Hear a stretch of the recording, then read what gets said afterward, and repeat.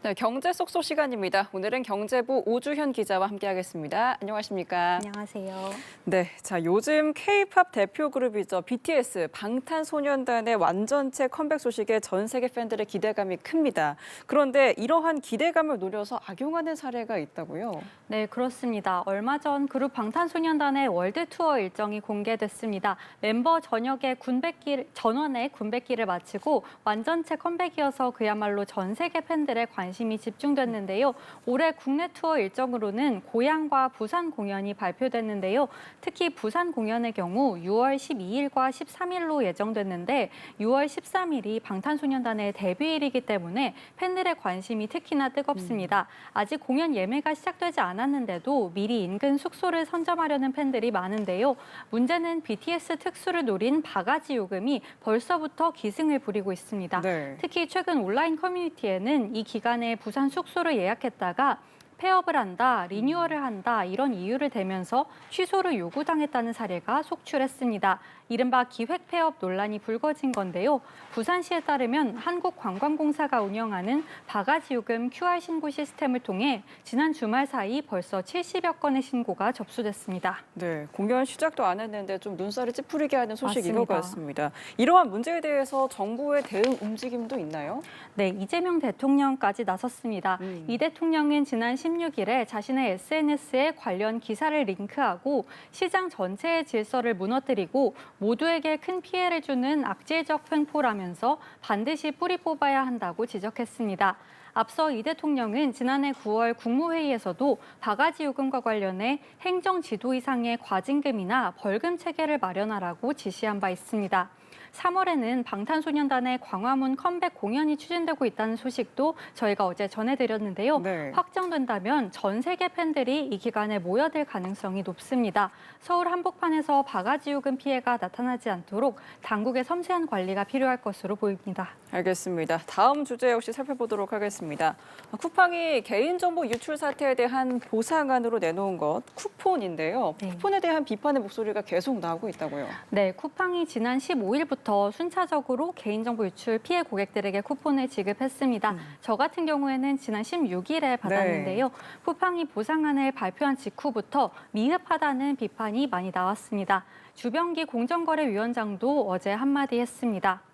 주 위원장은 어제 한 유튜브 채널에 출연해 쿠팡의 보상안을 언급하면서 정말 화가 많이 났다. 영업과 플랫폼을 확대하려고 정보 유출 사건을 활용한 거다. 이런 날선 비판을 했습니다.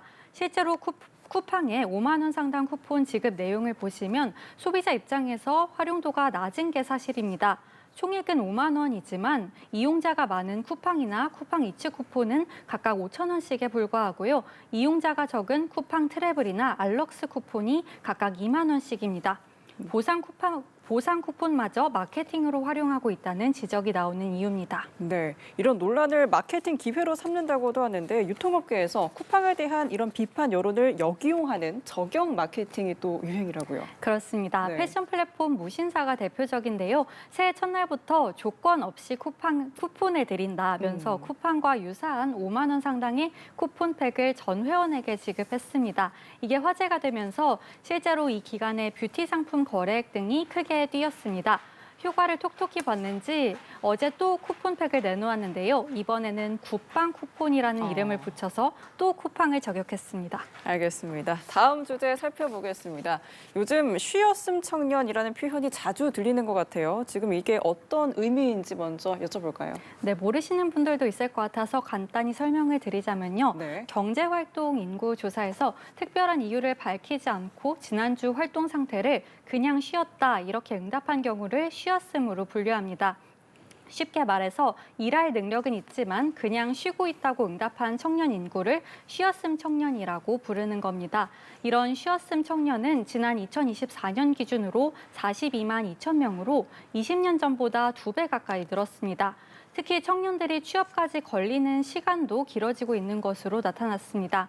한국은행에 따르면 지난해 첫 취업까지 1년 이상 걸린 국내 청년 비중은 31%였습니다. 10명 중에 3명은 1년 넘게 취업 준비를 하고 있다는 건데요. 그래프를 보면 매년 이 비중이 커지는 모습입니다. 네, 그 숫자만 봐도 가볍게 넘길 문제가 아닌 것 같습니다. 대책이 맞습니다. 필요하다는 경고가 나오고 있죠. 네, 이런 현상은 과거 일본의 잃어버린 세대가 겪었던 것과 유사하다는 경고의 목소리가 나오고 있습니다.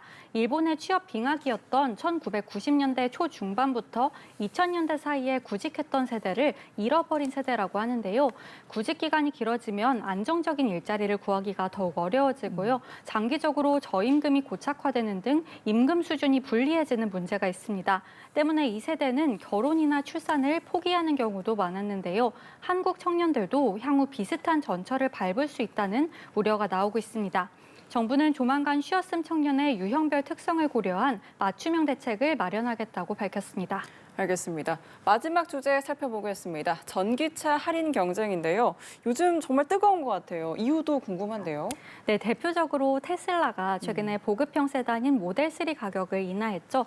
전기차 국고 보조금과 지자체 보조금까지 포함하면 스탠다드 모델 기준으로 실구매가가 3천만 원대 후반까지 떨어져서 화제가 됐습니다. 아무래도 앞자리가 뚝 떨어지다 보니까 네. 소비자들이 체감하는 할인폭이 컸던 것 같아요.